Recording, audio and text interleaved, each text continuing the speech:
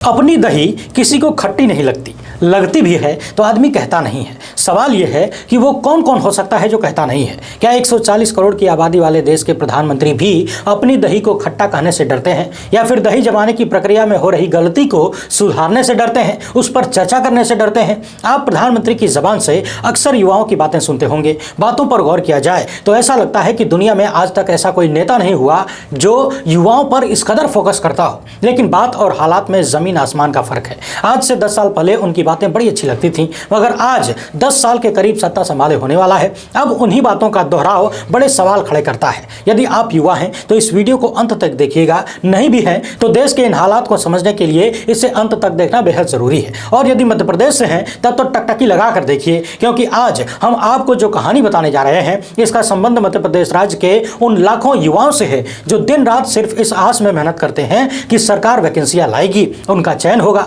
हालात बदलेंगे, परिवार की स्थिति सुधरेगी, उन्हें बेहतर जिंदगी मिलेगी। लेकिन वैकेंसी आती तो है, चयन भी होता है, लेकिन हालात नहीं बदलते। अब हालात क्यों नहीं बदलते हैं इस पर अच्छे से बात करेंगे, मगर उससे पहले आप सभी से अनुरोध है कि यदि आप पहली बार देख रहे हैं तो फेसबुक पर हमारे पेज को फॉलो और लाइक कर लीजिए, यूट्यूब पर सब्सक्राइब करके घंटा बजा दीजिएगा। बहुत बहुत धन्यवाद। लगभग 7 करोड़ जनसंख्या वाले मध्य प्रदेश में 39 लाख रजिस्टर्ड बेरोजगार हैं, यानी कि 39 लाख लोगों ने सरकारी ऑफिस में रोजगार के लिए रजिस्ट्रेशन करवा रखा है, जबकि बहुत सारे युवा रजिस्ट्रेशन करवाते भी नहीं है। आप अपने आसपास ही देख सकते हैं। मध्य प्रदेश का कर्मचारी चयन मंडल, यानी कि वो आयोग जो कर्मचारियों की भर्ती करता है, इसने 2004 से 2021 के बीच कुल 309 परीक्षाएं आयोजित कराई, जिनमें से 2.5 करोड़ फॉर्म भरे गए और लगभग 2 करोड़ ने एग्जाम दिए। सवाल यह है कि एग्जाम तो 2 करोड़ ने दिया, पर नौकरी कितनों को मिली? कांग्रेस के विधायक ने जब विधानसभा में मंत्री जी से पूछा तो मंत्री जी ने बताया कि अप्रैल 2020 से फरवरी 2023 के बीच सरकार ने सरकारी और अर्ध सरकारी ऑफिस में सिर्फ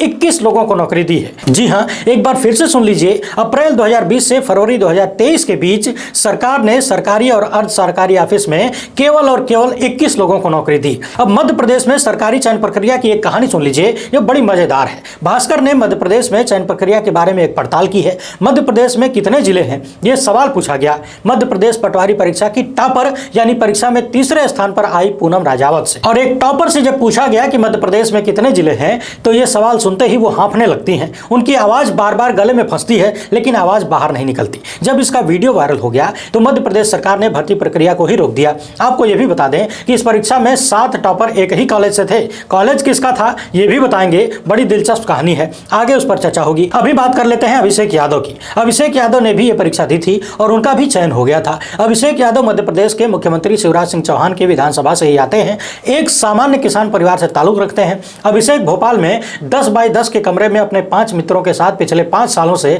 प्रतियोगी परीक्षा की तैयारी कर रहे हैं। पटवारी में चयन होने के बाद उन्हें लगा था कि अब घर के हालात सुधरेंगे। दैनिक भास्कर से बात करते हुए अभिषेक ने कहा कि इसमें हमारा क्या दोष है, मेरी जांच करा लो, मैं फर्जी निकलूं तो 2-3 गुना सजा दे देना, मैं स्टाम्प पर लिख कर देने के लिए तैयार हूं, बस मेरी ज्वाइनिंग करा दो। आप खुद ही देख रहे हैं मैं कैसे कैसे गुजारा कर रहा हूं, अब यह सब सहन नहीं होता। ये केवल एक अभिषेक नहीं, ऐसे लाखों अभिषेकों की जिंदगी मध्य प्रदेश में ऐसी ही हो चुकी है, जो सामान्य परिवारों से निकलकर दिन रात कठिन मेहनत इस आस में करते हैं, इस उम्मीद में करते हैं कि एक दिन उनकी मेहनत का फल उन्हें मिलेगा और जिंदगी सुधरेगी। यहाँ एक तरफ पूनम राजावत जैसी फर्जी टॉपर है तो दूसरी तरफ अभिषेक जैसे वो कैंडिडेट जो दिन रात मेहनत करके सफलता के बाद भी ठोकरें खाने के लिए मजबूर है। अब सवाल यह है कि इस हालात के लिए जिम्मेदार कौन है? कौन है जो पूनम राजावत को टॉपर बना देता है और अभिषेक को इस हालात में खड़ा कर देता है? अब आइए मध्य प्रदेश में पिछले 3 साल में हुई कुछ परीक्षाओं को देख लेते हैं। सबसे प्रमुख परीक्षा जो सबसे ज्यादा चर्चा में रही वो थी पटवारी भर्ती परीक्षा। पटवारी भर्ती परीक्षा में लगभग 13 लाख युवाओं ने फॉर्म भरा था, जिसमें से लगभग 10 लाख युवा परीक्षा में सम्मिलित हुए।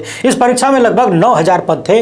परीक्षा का रिजल्ट 30 जून को जारी कर दिया गया। रिजल्ट जारी होने के बाद पता चला कि इस परीक्षा के टॉप 10 कैंडिडेट्स में से, यानी कि जो टॉप के 10 थे उनमें से 7 एक ही सेंटर पर परीक्षा दे रहे थे, और ये सेंटर यानी कि ये स्कूल भाजपा के विधायक का था। आनी पानी दोस्त। इसी प्रकार इस रिजल्ट में त्यागी सरनेम वाले ज्यादातर स्टूडेंट का चयन मुरैना जिले के एक विशेष क्षेत्र से हुआ। और सबसे चौंकाने वाली बात यह है कि इन कैंडिडेट्स में से कुछ ऐसे भी थे जो फॉरेस्ट गार्ड की परीक्षा में फिट थे, लेकिन पटवारी की परीक्षा में विकलांग कोटे में हो गए। अब कल्पना करके देख लीजिए कितनी बढ़िया शिवराज सरकार चल रही है और कितनी ट्रांसपेरेंट व्यवस्था है। यहां समझने वाली बात यह है कि जो फॉरेस्ट गार्ड वाली परीक्षा होती है, जिसके लिए फिटनेस की जरूरत होती है, हाथ पैर सब कुछ ठीक ठाक चलना चाहिए, मजबूत होना चाहिए, दौड़ भाग करने वाला होना चाहिए, उसमें ये सारे कैंडिडेट फिट थे। लेकिन पटवारी की परीक्षा में ये सब विकलांग हो गए छूट लेने के लिए, क्योंकि पटवारी के लिए सारे शारीरिक योग्यता की आवश्यकता नहीं है और यहाँ पर यदि आप विकलांग हैं तो आपको छूट मिलेगी।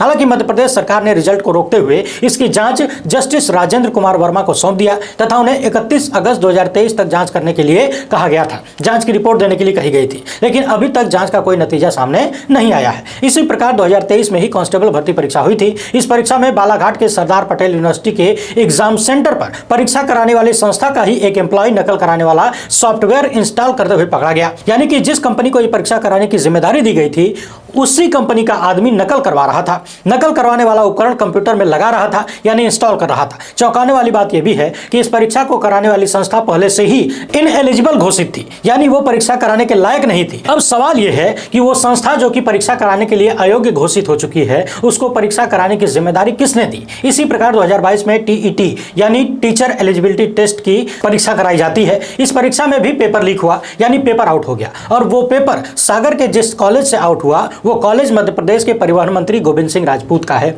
इस परीक्षा को भी उसी संस्था ने करवाया था जिसने कांस्टेबल की परीक्षा करवाई थी, यानी कि जो इनएलिजिबल थी। 2021 में ही senior agriculture development officer, rural agriculture development officer and nursing staff के लिए परीक्षा हुई। इस परीक्षा का भी पेपर लीक हुआ, यानी कि पेपर आउट हुआ और इसमें एग्रीकल्चर कॉलेज ग्वालियर से टॉप 10 कैंडिडेट हुए और खास बात यह थी कि उनमें से 9 एक ही जाति के थे। सभी को जनरल नॉलेज में से एक समान अंक मिले थे, यानी सबको बराबर अंक मिला और गलतियां भी सबकी एक समान थी, कोई ऊपर नीचे गलती नहीं। और सबसे बड़ी चौंकाने वाली बात यह थी कि इस एग्जाम को कराने वाली संस्था भी ब्लैक लिस्टेड थी। यानी परीक्षा कराने वाली एजेंसियों के बारे में एक चीज खुल के सामने आ रही है कि सारी ब्लैक लिस्टेड हैं और उन्हीं को बार बार जिम्मेदारी दी जा रही है। अब सवाल यह है कि ब्लैक लिस्टेड कंपनियों से शिवराज सरकार को इतना कौन सा प्रेम है? अब तक आप इस बात को समझ चुके होंगे कि यह कितना बड़ा नेक्सस है, यानी कि जाल है, जिससे अभिषेक जैसे लाखों कैंडिडेट जो बेहद सामान्य परिवारों से आते हैं 10 बाय 10 के कमरे में अपने जीवन का सबसे महत्वपूर्ण समय इस उम्मीद में निकाल देते हैं कि एक दिन उनका चयन होगा, सरकारी नौकरी मिलेगी, घर में खुशियों का चांद आएगा। चयन हो भी जाता है पर चयन के बाद उस चांद को ग्रहण लग जाता है। चुनाव के समय नेताजी लोग खूब बड़ी बड़ी बातें करते हैं।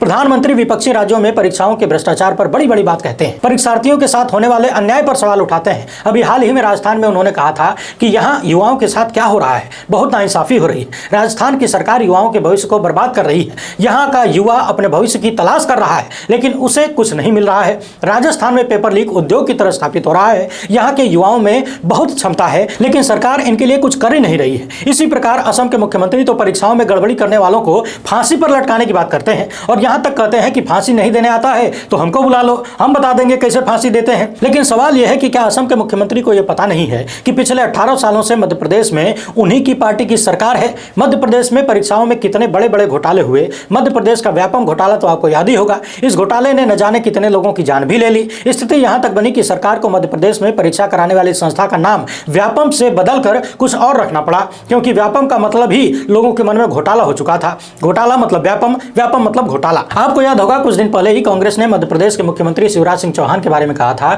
कि जब हम गूगल पे घोटाला सर्च करेंगे तो शिवराज सिंह चौहान की तस्वीर दिखेगी। ठीक वैसे ही जैसे हम गूगल पे व्यापम सर्च करते हैं तो अपने आप घोटाले की तस्वीर दिखती है। लेकिन प्रधानमंत्री जब मध्य प्रदेश में होते हैं तो उनको ये सब कुछ दिखाई क्यों नहीं देता है? वे इन घोटालों पर कुछ नहीं बोलते। तब उन्हें युवाओं के साथ अन्याय क्यों नहीं दिखता है? अभिषेक जैसे लाखों युवाओं के भविष्य की चिंता क्यों नहीं होती है? मध्य प्रदेश में पेपर लीक उद्योग की तरह विकसित हुआ है कि नहीं, क्या ये प्रधानमंत्री बताएंगे? कुल मिलाकर बात यह है कि सरकारी भर्तियों का यह मामला केवल मध्य प्रदेश का ही नहीं है। स्थिति थोड़ी बहुत ऊपर नीचे हो सकती है लेकिन आसपास के लगभग सभी राज्यों में, वो उत्तर प्रदेश हो, छत्तीसगढ़ हो, राजस्थान हो, बिहार हो, झारखंड हो, उत्तराखंड हो, हर जगह पर सरकारी भर्तियों की हालत ऐसी ही है, कमोबेश ऐसी ही है। लेकिन प्रधानमंत्री का सिर्फ राजस्थान में इस मुद्दे पर चिंता व्यक्त करना इसलिए ठीक नहीं लगता क्योंकि जब तक अपने शासन वाले राज्यों में आप सुधार न कर लें तब तक दूसरों पर सवाल करना अच्छा नहीं लगता है। जबकि तुलनात्मक रूप से भाजपा शासित राज्यों में सरकारी भर्तियों की स्थिति ज्यादा खराब है और स्थिति सिर्फ भर्ती परीक्षाओं में हो रहे घोटालों की हो तो अलग बात है। भाजपा शासित राज्य तो नौकरियां देना भी भूल जाते हैं। उत्तर प्रदेश का मामला ही देख लीजिए। 5 साल के आसपास का समय बीत चुका है लेकिन उत्तर प्रदेश के नौजवान पुलिस भर्ती का इंतजार करते करते बुढ़ाने लगे हैं। खुद सोच कर देख लीजिए, 5 साल पहले जो व्यक्ति यानी जो नौजवान 18 साल की उम्र उम्र पार कर चुका होगा, आज उसकी उम्र 23 साल हो चुकी होगी।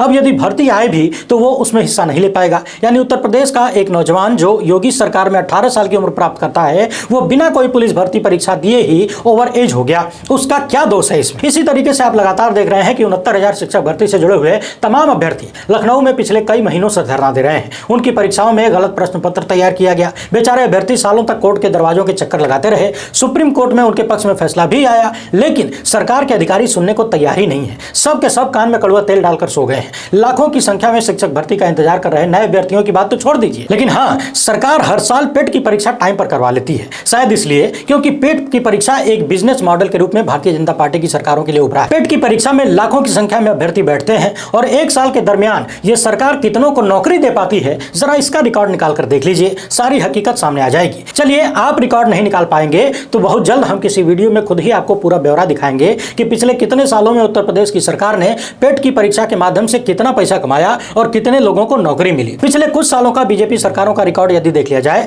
मामला केंद्र सरकार का हो या उत्तर प्रदेश सरकार का हो या फिर कुछ अन्य सरकारों का, तो बीजेपी के ऊपर जो लांछन हमेशा से लगता है कि ये लोग सरकारी नौकरियों पर ताला लगाकर बैठ जाते हैं, वो लांछन पूरी तरह से गलत नजर नहीं आता। वैसे आप किस राज्य से हैं और आपके राज्य में सरकारी भर्ती परीक्षाओं का क्या हालचाल है, कमेंट बॉक्स में जरूर लिखिएगा। वीडियो पसंद आई हो तो लाइक और शेयर जरूर करें। हमें पहली बार देख रहे हैं तो चैनल को सब्सक्राइब कर लीजिए। हमसे जुड़ने के लिए बहुत बहुत धन्यवाद।